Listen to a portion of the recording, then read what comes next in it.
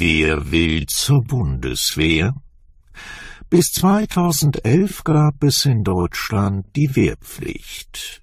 Seit sie abgeschafft wurde, ist es deutlich schwieriger geworden, Nachwuchs zu finden. Die Bundeswehr muss nun auf andere Weise junge Soldaten rekrutieren. Suchen Sie etwas, um einen kurzen Zeitraum sinnvoll zu überbrücken? So wirbt die Bundeswehr auf ihrer Internetseite für den freiwilligen Wehrdienst, durch den junge Leute den Beruf des Soldaten kennenlernen können. Bis zu 23 Monate kann dieser Dienst dauern. Dafür gibt es Geld, 30 Tage Urlaub im Jahr und kostenlose Zugfahrten nach Hause. Früher musste die Bundeswehr keine Werbung machen. Bis zum 30. Juni 2011 gab es für junge Männer ab 18 Jahren die Wehrpflicht. Vor allem während des Kalten Krieges galt sie als wichtig.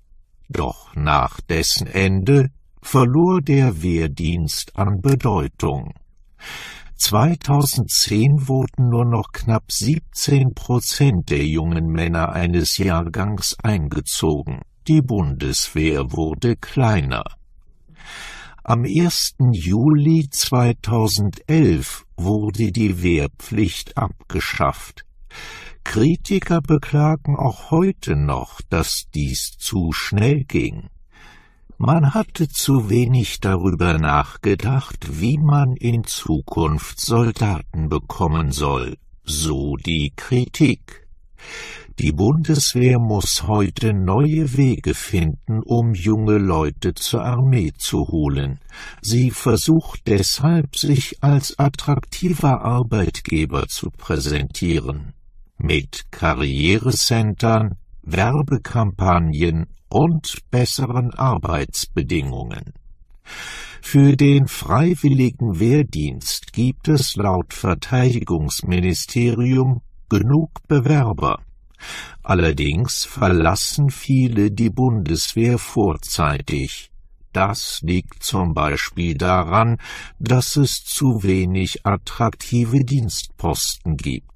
In diesem Punkt muss die Bundeswehr besser werden, meint Verteidigungsministerin Ursula von der Leyen.